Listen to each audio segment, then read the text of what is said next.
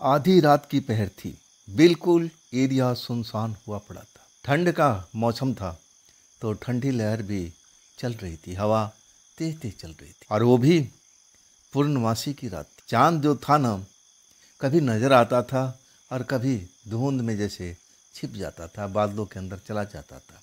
लेकिन एक नौजवान कंबल ओढ़े हुए और एक हाथ में लालटेन लेकर के और दूसरे हाथ में कुछ थैला, ये शमशान की तरफ क्यों जा रहा है? वो भी आधी रात को, पूर्णमासी की रात को।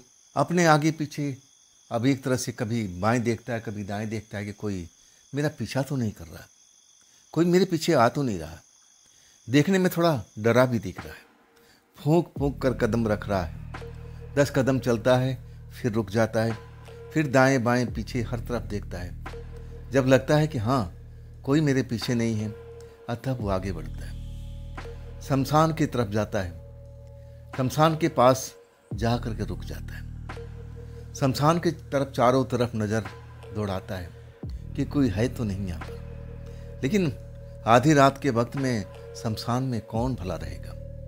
और वो जो जगह थी ना, शमशान जो था ना, खुला हुआ, अब एक ज़मीन थी, खुला हुआ एक क्षेत्र था जहाँ पर चिताएं कभी कभी जला करती थी। गांव का, सुदूर गांव का वो एरिया था। ऐसा नहीं था कि हर रोज़ वहाँ पर चिता की लाइन लगी होती है। कभी कभी महीना, 2 महीना, 4 महीने में वहाँ पर चिता जलती थी।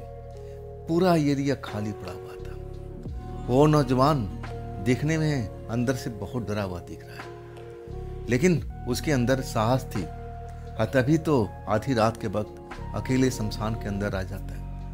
और फिर एक जगह पर बैठ जाता है। बैठने के बाद लालटेन रखता है। लालटेन की रोशनी में, पीली रोशनी में कुछ सामान निकाल करके सामने रखने लगता है थैले में से, जिसमें कुछ मिठाइयाँ हैं और कुछ मांस है और कुछ परफ्यूम और फिर दारू की बोतल। ये सब रखने के बाद में अब वो हर चीज़ को खोल करके पैकेट से अलग रखता है और फिर कोई मंत्र को बुदाता है। मंत्र को बुदबुदाने के बाद में फिर कहता है, ये आप सभी के लिए है, आप आ जाओ, इसका अब भोग लगा लो, आप भोग लगा लो, आप आ जाओ, आप यहाँ पर हो ना, तो आप आ जाओ। खैर, वहाँ पर कोई नहीं आता है। आधी रात हुई पड़ी थी। हाँ, जब ये भोग लगवाने की कोशिश कर रहा था ना, तब वहाँ पर कुछ जंगली जानवर जरूर थे जो तेज तेज आवाज़ करने लगे थे। वो जंगली जानवर का जैसी आवाज़ सुनता है नौजवान डर जाता है। उसको लगता है कि ये क्या, मैं तो किसी खास व्यक्ति को बुला रहा था, खास आत्मा को बुला रहा था, वो तो नहीं आ रही है, लेकिन कोई जंगली जानवर आवाज़ कैसे कर रहे हैं, कहीं मुझे नुकसान न पहुंचा दे। डर जाता है। और फिर मंत्र बोलता है और फिर कहता है उस आत्मा को जिसको वो अब एक तरह से बुलाना चाहता है। कहता है, आ जाओ, मैं आपके लिए सारा कुछ लेकर आया हूँ। ये देखिए, इत्र भी है, ये मिठाई भी है, देसी घी का, और ये मांस है, और ये दारू की बोतल है। आ जाओ और अपना भोग लगा लो। कई बार वो बुलाता है, मंत्र पढ़ता है, लेकिन जब भी मंत्र पढ़ता है, बुलाता है, जंगली जानवरों की तेज तेज आवाज़ सुनाई देने लगती है, जैसे पास में बहुत सारे गिद्दड़ आकर के अब रोने लगे हों, भौंकने लगे हों, जो अपने अंदाज में। और वो नौजवान डर जाता है। पसीने पसीने सर्दी के टाइम में जब वो डरावनी आवाज़ आती है ना, तो कंबल ओढ़े हुए, लेकिन पसीना पसीना हो जाता है, दिल तेजी से धड़कने लगता है। आखिर ये नौजवान है कौन? यहाँ पर कर क्या रहा है? कौन सी आत्मा को बुला रहा है? अब भला किस लिए? आत्मा से इसको क्या रिश्ता है? क्या पाना चाहता है उस आत्मा लड़की से जिसको ये बुलाने की कोशिश कर रहा है?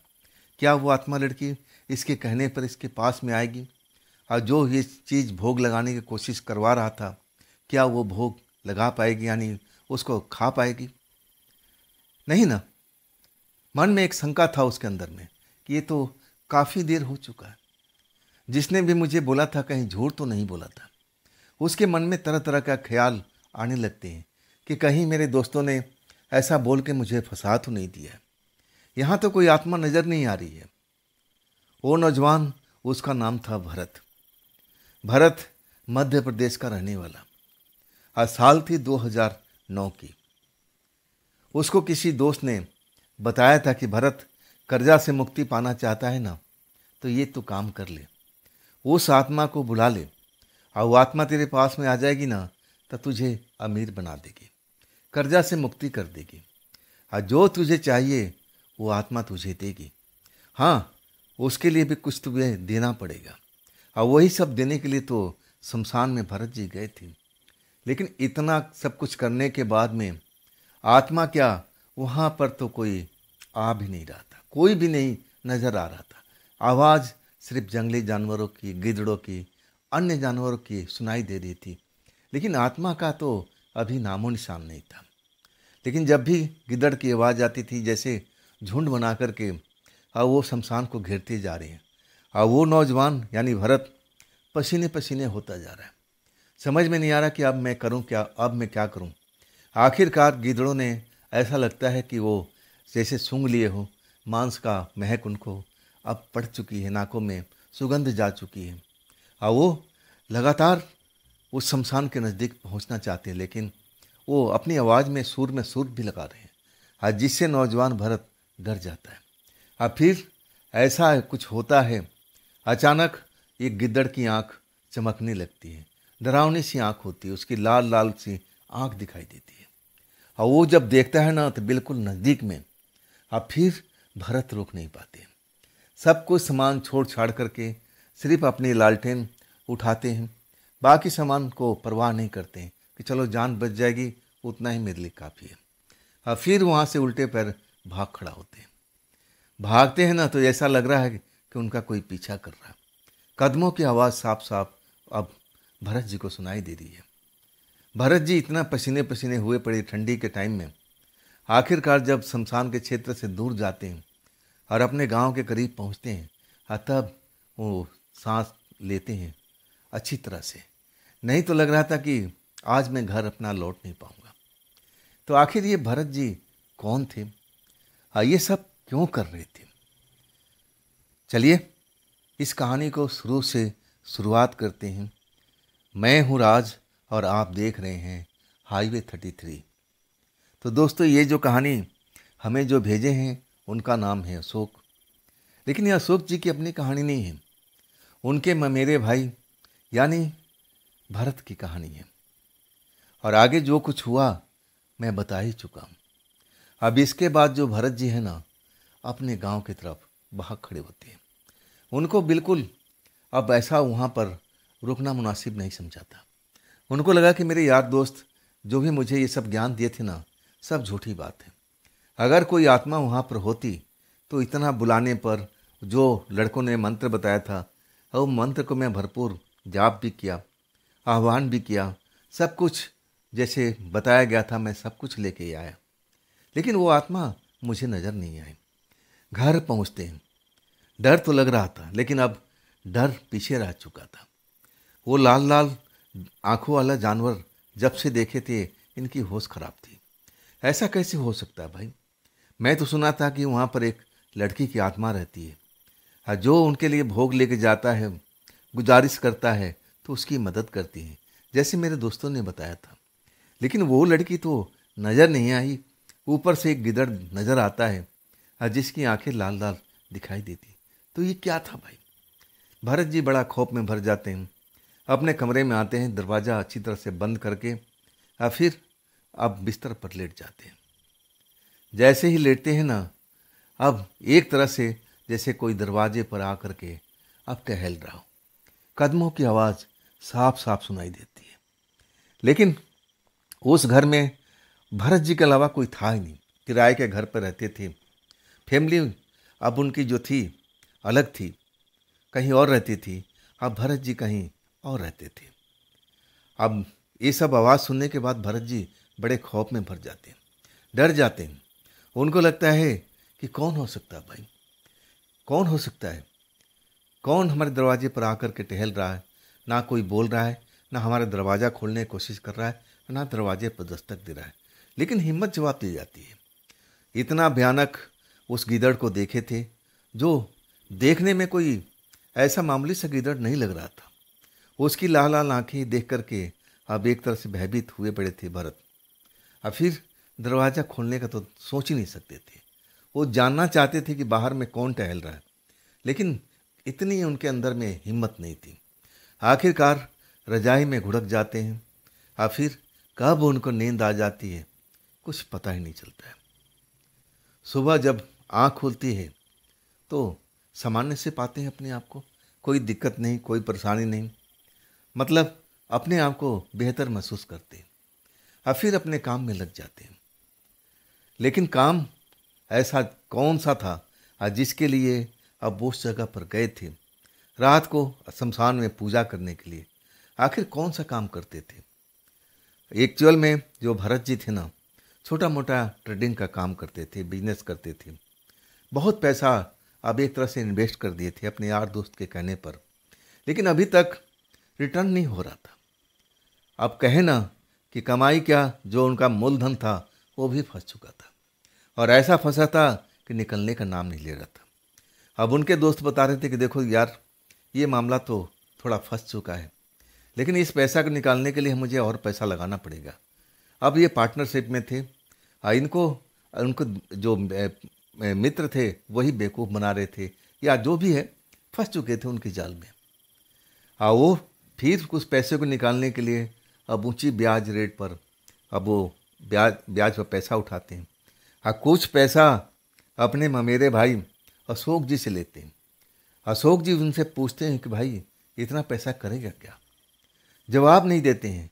कहते हैं कि भैया आप देना है तो दे दीजिए, मैं ज़रूर इतना वादा करता हूँ कि जैसे मेरे पास में पैसा लौटेगा सबसे पहले पैसा आपको लौटा दूंगा। अशोक जी समझते हैं कि आगे भी लेता रहा है, देता रहा है, चलो कोई बड़ा बात नहीं है, दे देते हैं कि चलो कुछ दिन के बाद में भरत पैसा वापस कर देगा।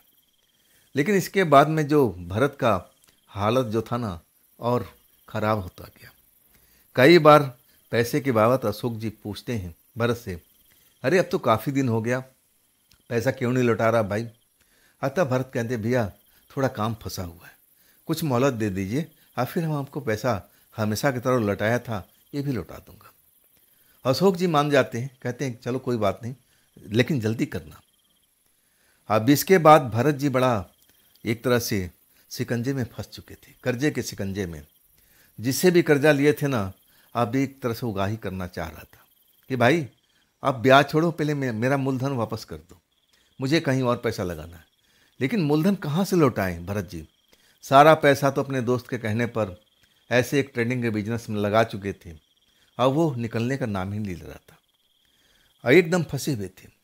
जो कर्जा दिया था वो निकालना भी चाहता है, जानता है। अब वैसे उन पर प्रेशर पड़ने लगा। अब एक तारीख मुकर्रर कर दी गई कि भाई इतने तारीख को इस महीने में पैसा दे दो, नहीं तो तुम्हारे साथ हम बुरा कर देंगे। कर्जे वाले ऐसे ही करते हैं। वो एक तरह से भरत जी भी डर चुके थे कि अब क्या करें, अब क्या करें। बहुत सारे अपने दोस्तों के पास जाते हैं कि हमारी मदद करो, लेकिन सबने हाथ खड़ा कर दिया कि नहीं भाई भरत, हमारे पास में पैसा नहीं है, होता तो जरूर देते। अब एक तरह से परेशान हो चुके थे, कोई अब मदद का तैयार नहीं था। आखिरकार एक ऐसे दोस्त के पास जाते हैं जो थोड़ा तंत्र मंत्र का अब कहने के मालूम कि करता था कि नहीं करता था, तंत्र मंत्र का जानकार था कि नहीं था। अब उसके अब जाल में फंस जाते। अब वो कहता है कौन सी बड़ी बात है, तुम्हारी सब जो भी है कर्जा उर्जा मैं मुक्त करा दूंगा, जल्दी ही सब कुछ हो जाएगा। वहाँ भी कुछ अब एक तरह से पूजा पाठ करवाता है, लेकिन एंड जो मौका आता है ना, तब वो मुकर जाता है कि नहीं भाई तुम पर तो बहुत भारी विपत्ति है, मैं तुम्हारी मदद नहीं कर पाऊंगा, तुम्हारी मदद शमशान वाली लड़की कर सकती है, तुम वहाँ जाओ और इसके बाद में मैं जो जो चीज़ बताता हूँ और उस चीज़ को ले जाओ, वहाँ पर मेरे बताए हुए काम करना और वो लड़की भोग लेने के लिए आएगी और तब समझ लेना तुम्हारा काम बन चुका है। अब इसके बाद समझ लो कि तुम्हारी चांदी ही चांदी हो जाएगी। अब एक तरह से दोनों हाथ से ताली बजेगी। जो भरत को समझाया गया था कि देखो उस लड़की से डरना नहीं, वो लड़की आते ही उसको प्यार से बोलना कि आप ये भोग ले लीजिए। अब इसके बाद भरत जी विश्वास कर लेते हैं। अब वही काम करने जाते हैं। पूर्णमासी की रात को शमशान में पहुंच जाते जो मैंने पीछे वर्णन किया था, लेकिन खाली हाथ घर लौटते हैं। इसके बाद घर के अंदर में अब घुड़क के रजाई में सोए हुए, और फिर सुबह जब हो जाता है और रात में उनको दरवाजे पर कुछ आहट भी होती है, इसलिए डर जाते हैं। लेकिन जब सुबह होता है तो अपने आप को सही पाते हैं, फिर अपने काम धाम पर निकल जाते हैं, कर्जे वाले से बचते बचाते कि कोई कर्जा वाला रास्ता में मिल ना जाए। अब तो बचना था ना, ऐसे ही तो भागना था कर्जे वाले से। अब काम धाम तो सब कुछ बंद हो चुका था, अब पैसा लगाने का अब हिम्मत था नहीं। उनका दोस्तों का कहना था, पार्टनर कहना था कि भाई पैसा तो लगाना पड़ेगा, इतने में काम नहीं चलेगा, तभी वो पैसा निकलेगा। मतलब भरत जी जो थे ना, बहुत बुरी तरह से फंसे हुए थे। किसी से बोल भी नहीं सकते थे अपने परिवार में कि मैं ऐसे गंदे तरीके से फंस चुका हूँ। ना अशोक जी के पास में गए थे, उनके जो मेरे भाई थे उनके पास भी ये सब बात नहीं बताए थे कि मैं ऐसे गंदे तरीके से अपने दोस्त के साथ में फंसा हुआ हूँ जो मेरा पार्टनर है। नहीं तो उस टाइम अशोक जी कुछ ना कुछ रास्ता दिखाते, मदद करते कि देख तुझे ऐसे रास्ते से निकलना है। लेकिन डरते थे अशोक जी से कि अगर मैं उनको बताऊंगा तो शायद मामला आगे तक मेरे परिवार तक पहुंच जाएगा, और फिर जग हंसाई अलग से होगी। इसलिए चुपचाप रह गए थे। अब 20 के बाद रात को अपने घर से तो निकल जाते थे, क्योंकि सुबह होते ही फिर कर्जे वाले आना शुरू हो जाते थे। अपने घर से सुबह सुबह ही निकल जाते थे, कहीं पार्क में बैठ जाना, कहीं और जगह पर चले जाना जहाँ पर कोई उनको जानता नहीं हो। इस तरह से पूरा रात, मतलब जब तक रात को 11 नहीं बज जाता तब तक अपने घर लौटते नहीं थे। कई बार तो ऐसा होता था कि कहीं बस स्टॉप पर कोई गार्डन के अंदर में जो बेंच लगी होती है उस पर जाकर सो जाते थे। ऐसे उनकी रातें गुजरती थी और दिन भी ऐसे ही गुजरता था। कुछ मिल जाता तो खा पी लेते थे, कुछ पैसे थे थोड़ा बहुत खाने पीने का, और उसी में गुजारा कर रहे थे। कोई और भी दोस्त था, उनसे थोड़ा बहुत मदद मांग लेते थे। और वो सब दोस्त जानते थे कि भरत जुबान का पक्का है, कभी झूठ नहीं बोलता, इसके पास पैसा नहीं है, जैसा पैसा आएगा लौटा देगा, सबको विश्वास था। लेकिन जो ब्याज पर कर्जे लिए हुए थे ना, उनको विश्वास नहीं था। वो कह रहे थे कि मूलधन पहले मेरा लौटा दे, ब्याज तो हम वसूल कर देंगे। अब एक तरह से डरे हुए भरत जी इधर उधर भटक रहे थे, इधर उधर भटक रहे थे, और आखिरकार रात डर के मारे घर जा नहीं पाए। और फिर एक जगह पर बेंच पर ही गार्डन में जो बगीचा होता है, वहाँ पर जाकर सो जाते बेंच पर। इसके बाद कंबल उम्बल जो भी था ओढ़े हुए, ठंड लग रही थी, नींद भी सही ढंग से नहीं आ रही थी। तब वहाँ पर पायल की आवाज़ छनकने लगती है, जैसे कोई औरत पायल पहने हुए, पाजेब पहने हुए और भरत जी के बेंच के पास में आ रही है। भरत जी उस पाजेब की आवाज़ को आप समझ करके अपने कंबल से मुंह निकालते हैं। जो दो देखते हैं ना, देखते ही रह जाते हैं। एक खूबसूरत लड़की भरत जी के पास बेंच पर के पास में थोड़ी दूर पर आके खड़ी हो गई है। अब भरत जी को घूर रही है। भरत जी उस लड़की को देखते हैं ना, तो उनकी मनोदशा बिल्कुल बदल जाती है, अपने होश हवास जैसे खो बैठते हैं, यानी उस लड़की के जाल में फंस चुके हैं। वो लड़की कुछ देर तक घूरती है और फिर भरत के पास उसी बेंच पर आके बैठ जाती है। भरत जी की इतनी हिम्मत नहीं थी और कि उस लड़की से पूछ सके कि आप कौन हो, आप मेरे बीच बेंच के पास में आके क्यों बैठ गई हो, यहाँ तो और भी बेंच है, वहाँ पर जाकर बैठ जाओ। उस लड़की में जो जादू था या जो शक्ति थी, अब वो प्रयोग कर रही थी। एक तरह से चेतनाहीन तो नहीं समझ रहे थे, लेकिन सब कुछ समझते हुए जो भरत जी थे ना, अपने आप को जैसे भुला सा दिया था। बस याद था कि वही लड़की है जो उनके बेंच के पास में आई है, और फिर उनको कुछ होश नहीं रहता है।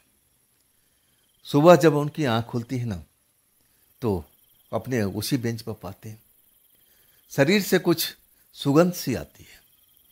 और उनको तो कई दिन नहाए भी हो चुका था, शरीर से दुर्गंध आती थी, लेकिन जब शरीर से सुगंध आने लगती है ना, तो चौंक जाते हैं। रात की बात याद करते हैं कि अरे जब मैं सोया हुआ था तब एक लड़की आई थी सुंदर से, और वो खड़ा होकर मुझे घूर रही थी। मैं उससे पूछना चाहता था कि देवी जी आप कौन हैं, यहाँ पर कर क्या रही हैं, लेकिन मैं तो बोल ही नहीं पाया था। इसके बाद मेरी सब बुद्धि एकदम से काम नहीं कर रही थी। क्या हुआ था मेरे साथ में? कौन थी वो लड़की? मेरे साथ कुछ गड़बड़ तो नहीं किया? एक तरह से भरत जी अब सोचने समझने लगे, लेकिन उनको ऐसा नहीं लगा कि ऐसा उनके साथ में कुछ गड़बड़ या कुछ हुआ है। तब उस बेंच को छोड़ करके अब एक तरह से सुरक्षित जगह थी भरत जी की। जब कहीं शरण नहीं मिलता था ना, तो इस बगीचे के अंदर आ जाते थे और वहाँ पर बेंच पर लेट करके अब रात गुजार जाते थे। अब वही फिर वहाँ से उठते हैं, इधर उधर भटकने लगते हैं। कहीं चाय की दुकान पर चाय पी लिए, नाश्ते की दुकान पर नाश्ता कर लिए। मतलब अपने घर बहुत कम लौटते थे। जब विशेष कोई काम होता था, लगता था कि नहीं, जब तक मैं घर नहीं जाऊंगा काम नहीं होगा। अतः वो आधी रात के बाद वो घर में जाते थे, अपना काम करते थे और सुबह होने से पहले ही अपने घर छोड़ देते थे। ऐसा ही काम करते थे वो, कर्जे वाले से भागते हुए अब इधर उधर छुपते फिर रहे थे। लेकिन कब तक भगेंगे? कर्जे वाले उनको आसानी से छोड़ने वाले नहीं थे। जब भी अपने घर पर आते थे ना, तो डरे हुए रहते थे। खैर, अब फिर रात होती है। रात होने के बाद कुछ होटल में कुछ हल्का फुल्का खाना खाते हैं बजट के अनुसार, और फिर उसी बेंच पर आकर के सोने की तैयारी करने लगते हैं। रात का 11 बज जाता है। जगह बिल्कुल सुनसान हुआ पड़ा है। हर तरफ बिल्कुल खामोशी खामोशी है। और वो जगह बस्ती से ज़्यादा दूरी पर नहीं थी। बस्ती के पीछे ही वो पार्क बना हुआ था, जहाँ पर सुबह में बच्चे खेला करते थे और बुजुर्ग लोग यहाँ पर टहलते थे, व्यायाम वगैरह करते थे। मतलब ये पार्क जो था ना, एकदम भरा रहता था सुबह से लेकर के और शाम के 7-8 बजे तक। और इसके बाद ये पार्क बिल्कुल खाली हो जाता था। फिर सुबह ही लोग आते थे और वैसे ही जब खाली हो जाता था तब जा कर के ये बेंच पर आराम करते थे। वही रात होता है, फिर चले जाते हैं उसी जगह पर और नींद लाने की कोशिश करते हैं, लेकिन अपने भाग को सोच रहे हैं कि मैंने लाखों रुपए बर्बाद कर दिए, कैसे निकलेगा? ऊपर से इतना मेरा कर्जा हो चुका है, जिससे मुझे कर्जा नहीं लेना चाहिए था और उससे मैं कर्जा ले चुका हूँ। उस तांत्रिक बाबा के पास में गया, जब लोगों ने बताया कि वो तुम्हारी मदद कर सकते हैं, मैं वहाँ भी गया, तब भी उन्होंने मना कर दिया कि नहीं, तुम पर कुछ विपत भारी पड़ी है, तुम शमशान वाली लड़की के पास में जाओ। मैं वहाँ भी गया, लेकिन वहाँ भी कुछ नहीं हुआ। अब मैं क्या करूँ, किससे मदद लूँ, क्या करूँ, कुछ समझ में नहीं आ रहा था। इसी तरह अपने ध्यान करते हुए कंबल ओढ़ करके अब नींद आ जाती है, लेकिन नींद कुछ देर के बाद में उनकी खुल जाती है।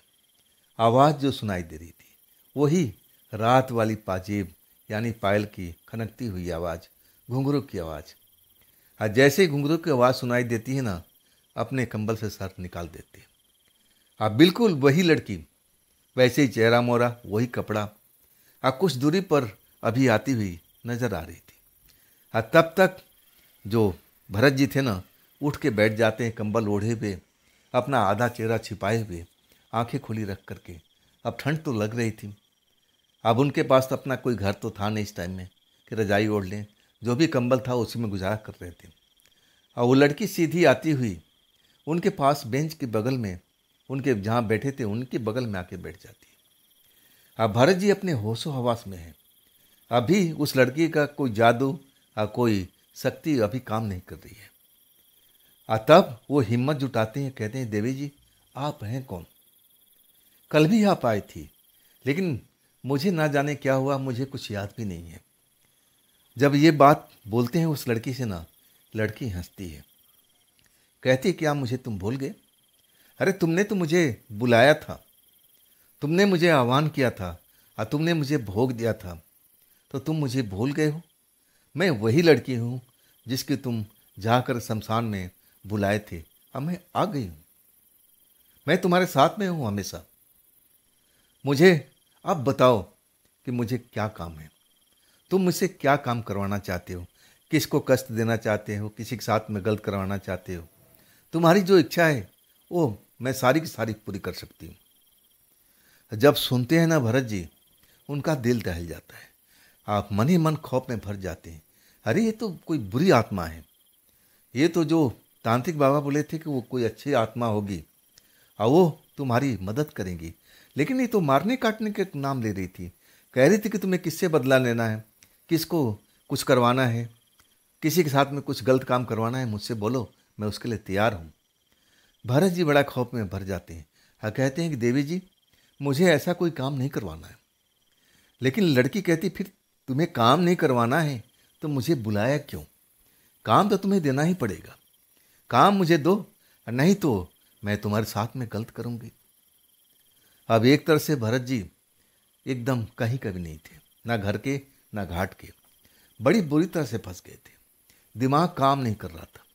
और तब कहने लगे उस लड़की से कि देवी जी, मैं आपको बाइज्जत बोलता हूँ कि आप जहाँ से आई थी वहीं चले जाइए। लड़की जोर से हंसती है और कहती है, मैं जब एक बार आ जाती हूँ ना, मैं आसानी से जाती नहीं हूँ। मुझे भोजन भी चाहिए, दारू भी चाहिए और तुम्हारा साथ भी चाहिए। तब तो मैं तुम्हें बकस सकती हूँ। अगर मुझे भोजन, दारू और तुम्हारा साथ नहीं मिला तो मैं तुम्हारे साथ में गलत भी कर सकती हूँ। 1 मिनट के अंदर मैं तुम्हारी आत्मा को बाहर निकल सकती हूँ। बोलो, अब तुम्हें क्या मंजूर है? या तो मुझे काम दो या फिर ये जो मैं बता रही हूँ ये मेरे साथ में करो। मुझे भोग दो, खाना दो, मुझे मांस दो, मदिरा दो और मेरा जो शारीरिक इच्छा है वो भी पूरी करो, और तब मैं तुम्हारे साथ में कुछ गलत नहीं करूँगी।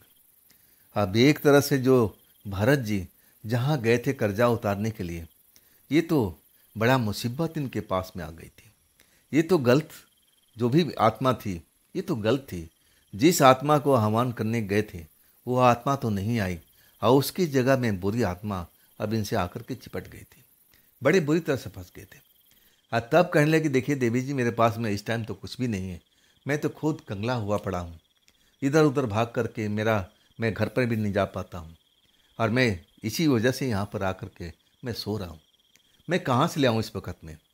हाँ, तब कहने लगे, कोई बात नहीं, कल इंतज़ाम कर लेना, आज मैं कैसे भी काम चला लूँगी, लेकिन मेरे साथ फिजिकल तो होना पड़ेगा, ये तो मैं भूल ही नहीं सकती। अब इसके बाद भरत जी कुछ भी नहीं कर सके। जो करना था वही बुरी आत्मा उनके साथ में खेल खेलने लगी। अब एक तरह से उधर कर्जे वाले और उधर से गलत आत्मा उनके पास में आ गई थी, जो उनको और भी तड़पा रही थी, परेशान कर रही थी, टॉर्चर कर रही थी। बुरी तरह से फंस गए थे, ना घर के थे ना घाट के थे। जब उनको ऐसा ही रोज रोज होने लगा और वो आत्मा आती थी रात को, जब पूरा अंधेरा हो जाता था, मतलब 10-11 बजे के बाद में, और जब वो बेंच पर होते थे तब वो आत्मा आती थी उसी अंदाज में, पायल छनकाते हुए आ कर के बैठ जाती थी और कहती, लाओ मेरा भोजन दे दो, मुझे मदिरा दे दो। लेकिन इनके हाथ खाली थे, कहाँ से लाते? बस कहते कि ठीक है, फिर आओ मेरे साथ में फिजिकल हो जाओ, कुछ ना कुछ तो तुम्हें देना ही पड़ेगा। लेकिन ये ज़्यादा दिन तक नहीं चलेगा, मैं भूखी हूँ काफ़ी दिन से, मुझे भूख भी लगती है, मुझे मदिरा चाहिए, मांस चाहिए, और नहीं तो मैं तुम्हारा मांस किस दिन खा जाऊंगी। अब भरत जी एकदम बहुत डर चुके थे। अब लगने लगा कि मैं करूं क्या, किससे मदद मांगूं। तांत्रिक बाबा के पास जाते हैं दिन के टाइम में, तांत्रिक बाबा अब उनको जैसे पहचानने से इनकार कर देते हैं, कहते हैं नहीं नहीं, मैं कोई गलत आत्मा भेजता नहीं, तुमने कोई गलत मंत्र पढ़ लिया होगा, मैं तुम्हें जानता तक नहीं। एक तरह से जो महात्मा जी यानी तांत्रिक बाबा भगा देते हैं कि जाओ, मैं तुम्हारी कोई मदद नहीं कर सकता, अब तुमने उस आत्मा को बुलाया है तो तुम ही भुगतो, मैं इसमें तुम्हारा कोई मदद नहीं करूँगा। वो जानते थे ये कंगला इंसान है, इसके पास तो पैसे है नहीं, मैं पैसे कहाँ से अब इसके ऊपर मैं खर्च करूँगा, जो भी काम करूँगा पैसा तो लगेगा तंत्र मंत्र करने में, तो मैं क्यों अपना खर्च करूँ, इसलिए तांत्रिक बाबा भगा दिए। अब बेचारे भरत और परेशान हो गए, मैं कहाँ जाऊँ, क्या करूँ, किससे मदद मांगूँ, अगर मैं इसको मांस मदिरा नहीं देता हूँ तो जैसे ये बोल रही है मेरे साथ भी कर भी सकती है, ये मेरी आत्मा को निकाल लेगी, मेरे शरीर को खा जाएगी, काम खत्म, फिर मेरा देंड, अब कुछ बचेगा ही नहीं। अब इसके बाद जुगाड़ लगाने लगे कि मैं किस जगह से अपने मित्रों से मदद मांगूं। लेकिन जहाँ जाते हैं जो आत्मा की बात बताते हैं ना, सारे दोस्त उनसे पीछा छुड़ा लेते हैं कि नहीं भाई, मेरे पास तो भूल के आना मत, कर्जा रहा ना जो मेरे से लिया है, अब मैं जब तुम देना चाहो तुम मुझे दे देना, लेकिन मेरे पास में आए जाए मत करो।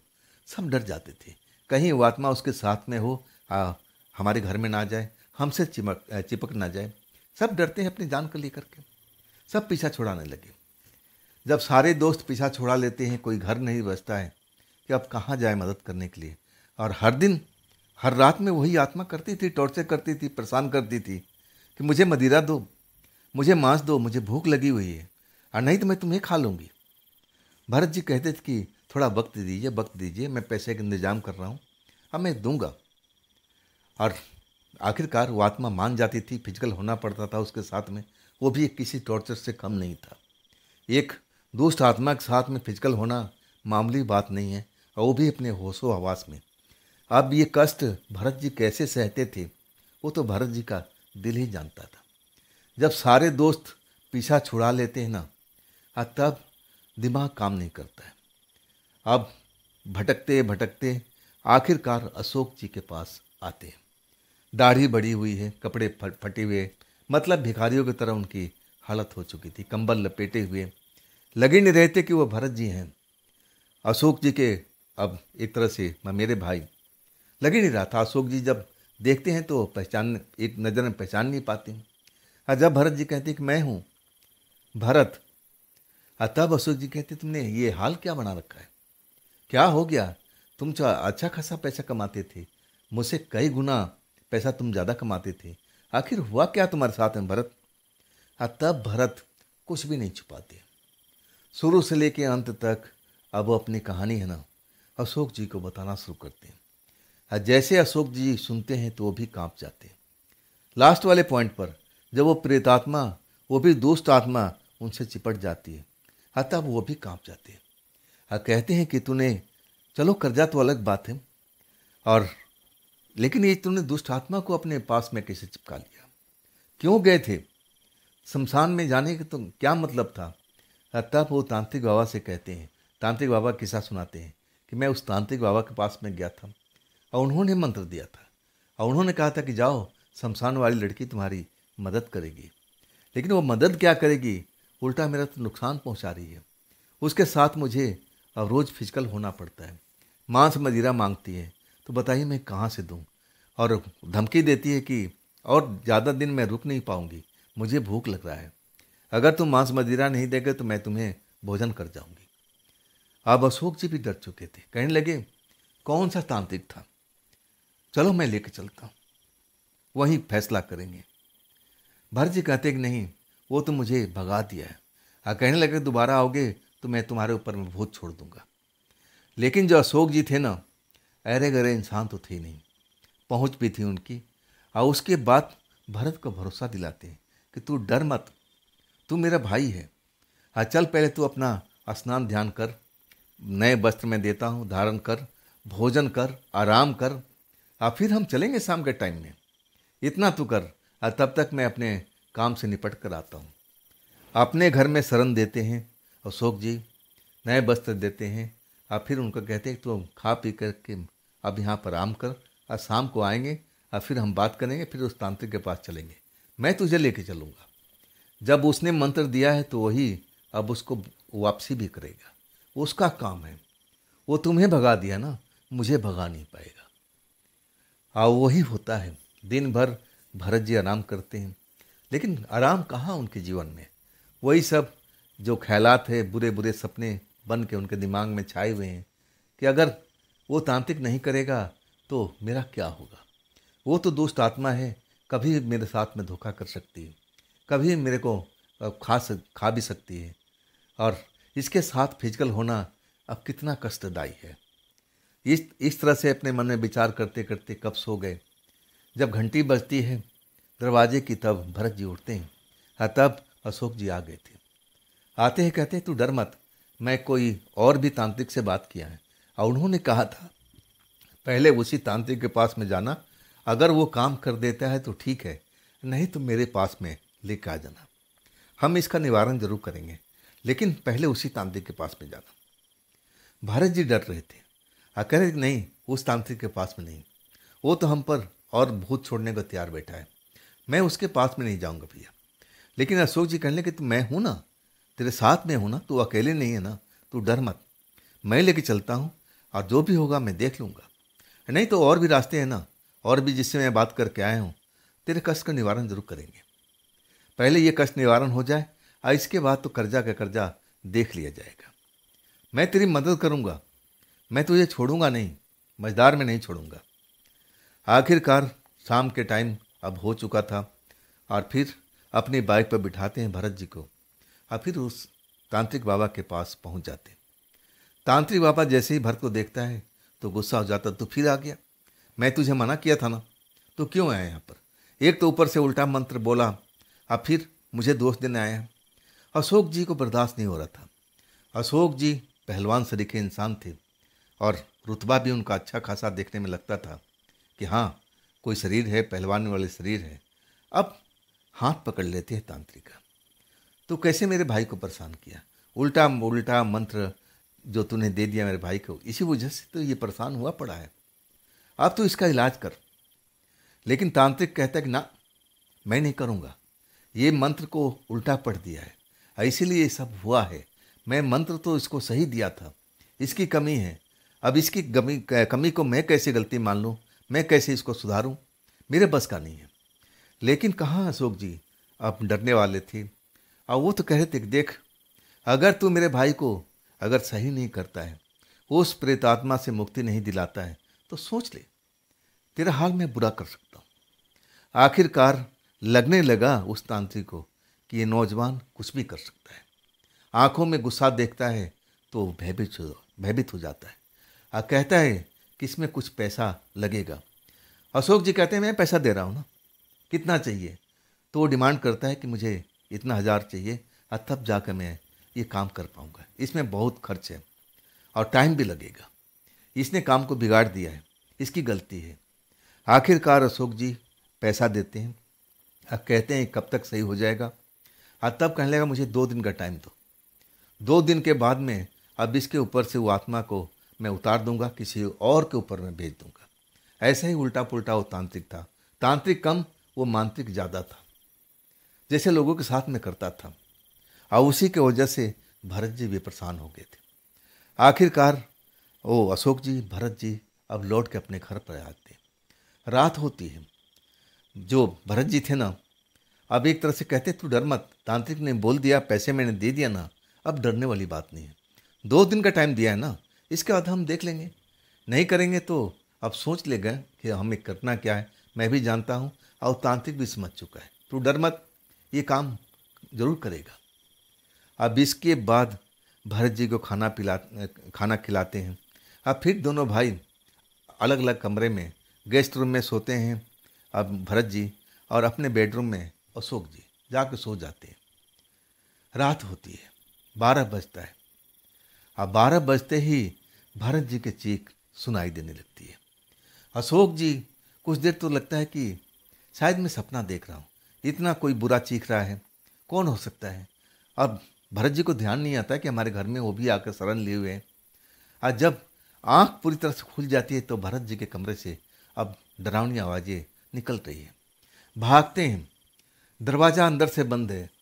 अब भरत जी से कहते हैं कि दरवाज़ा खोल दो भरत, बात क्या है। लेकिन भरत जी बस गले से गूँ गाँ ऐसी कुछ आवाज़ निकल रही है, डरावनी सी आवाज़ें। अब फिर अशोक जी अपने आप को रोक नहीं पाते, दरवाजे पर अब जोरदार टक्कर मारते हैं और दरवाज़ा दोनों पल्ला खुल जाता है। जो अंदर की स्थिति देखते हैं ना, उनकी आंखें एकदम डर जाती है, आंखें फैल जाती है। देखते हैं खूबसूरत लड़की तो है, और जो उनके भाई है भरत, भरत के शरीर पर एक भी वस्त्र नहीं है, और वो भी लड़की बिना वस्त्र के शरीर पर भरत के ऊपर में लेटी हुई है। अब भरत जी जैसे नशे में हो, जैसे दर्द में हो, और वो करा रहे हैं जैसे उस लड़की से पीछा छुड़ाना चाहते हो। इतना देखने के बाद जो अशोक जी हैं उस लड़की को यानी प्रेतात्मा को डांटते, तू मेरे घर में आ गई, तेरी इतनी हिम्मत, अभी ठहर जा। अशोक जी के घर में पूजा घर था और जाते हैं सीधा पूजा घर के अंदर में। अब वहाँ पर गंगा जल होता है और भी कुछ होता है, लेकिन वो जानते थे कि प्रेतात्मा जो है ना, जो पवित्र गंगा जल होता है उससे भागती है, और वही काम करते हैं, देरी नहीं करते हैं। वो गंगा जल ले करके और तब तक प्रेतात्मा उस घर से भाग चुकी थी। मतलब सिर्फ जो थे भरत जी, बेहोशी की हालत में पड़े हुए थे, शरीर पर वस्त्र नहीं था, लेकिन फिर भी गंगा जल के छिड़काव करते हैं। और तब जाकर भरत को होश आता है। भरत एकदम, अब उनकी आवाज़ खुल जाती है, चीखने लगते हैं अपनी हालत देख करके। अब एक तरह से शर्म के मारे, अब लेकिन सब कुछ समझ चुके थे। जो अशोक जी थे ना, समझदार व्यक्ति थे, और कहने लगे कपड़े पहन, मैं सब कुछ समझ गया हूँ, ये वही दुष्ट आत्मा थी, चिंता मत कर, आज की रात निकल गया, बस कल की रात तक हम इंतजार करते हैं, नहीं तो परसों फिर उसी तांत्रिक के पास में चलेंगे। अब वो रात बड़ा कठिन थी, जो आखिरी रात थी ना, वो कठिन रात थी। अशोक जी भी पूरी तैयारी करके बैठे हुए थे कि अगर आज वो प्रेतात्मा आती है तो मैं तो पूरा गंगा जल का बोतल ही उसके ऊपर में फोड़ दूंगा। वो भी गुस्से में थे, डरपोक व्यक्ति नहीं थे, लेकिन आत्मा से कहाँ कौन जीत पाता है। आत्मा कब नजर आएगी नहीं नजर आएगी, वो तो छल बल सब कुछ प्रयोग करती है। लेकिन संजोग था कि जय तांत्रिक जो काम लिया था वो काम उसने पूरा कर दिया, उस आत्मा को बुला करके कहीं और भेज दिया था। अब इसके बाद आज़ादी भरत जी को मिल गई थी। और फिर उस तांत्रिक के पास वो जाते हैं लोग, जब आत्मा अब पीछा छोड़ चुकी है कि नहीं छोड़ चुकी, ये भी जानकारी लेना था। हाँ, जब जाते हैं तो तांत्रिक कहता है कि आप लोग घबराइए मत, हमने अपना काम बखूबी कर दिया और सब इसकी गलती थी। वो तांत्रिक आज भी बोलता है, मैंने उस टाइम भी बोल रहा था कि ये सब भारत की गलती है, मंत्र को उल्टा पढ़ दिया था, तभी ये उल्टी प्रेत आत्मा अब भरत के पास पहुंच गई। खैर, आत्मा छूट चुकी थी। अब इसके बाद भरत भी अब चैन की सांस ले रहे थे और अशोक जी भी चैन का सांस ले रहे थे। अब रहा कर्जे की बात। कर्जा सब कुछ पता करते हैं कितना लाख का कर्जा है। अब फिर अशोक जी अपने पिता से मदद मांगते हैं और पिता भी मदद करने के लिए तैयार हो जाते हैं। कहते हैं कि बस एक बार, अब इसके बाद में भरत कोई गलत काम करेगा तब ये खुद ही भुगतेगा, हम कभी अब इसके बुरे काम में हाथ नहीं डालेंगे। लेकिन भरत जी भी ईमान के बड़ा पक्के थे। वो पैसा तो जो अपने पार्टनर को दिए, कुछ पैसा जो लगाना था वो लगा दिए, और संजोग देखिए कि वो पैसा लगाते ही सारा पैसा रिटर्न मिल जाता है, और ऊपर से जो उनकी आमदनी थी यानी मुनाफा था वो भी लौट आता है। और जो भी कर्जा लिए थे अशोक जी से, उनके पिता से, सारे के सारे कर्जा लौटा देते हैं। अब इसके बाद अशोक जी कहते हैं कि बेटा ऐसे धंधे में बिल्कुल मत पड़ना, ये जो काम कर रहे हो ना ये रिस्की काम है, ये काम मत करो। अब फिर अशोक जी कहते हैं कि तुम ये काम कर लो, और दूसरा काम बताते हैं, अशोक जी मदद भी करते हैं। तब जा कर के भरत जी सही लाइन पाते हैं। भरत जी आज सुखी परिवार है, शादी भी हो चुकी है और बच्चे भी एक है, सुखी परिवार है। आज भी भरत जी बताते हैं कि जब भी मैं उस बारे में सोचता हूँ तो दहल जाता हूँ।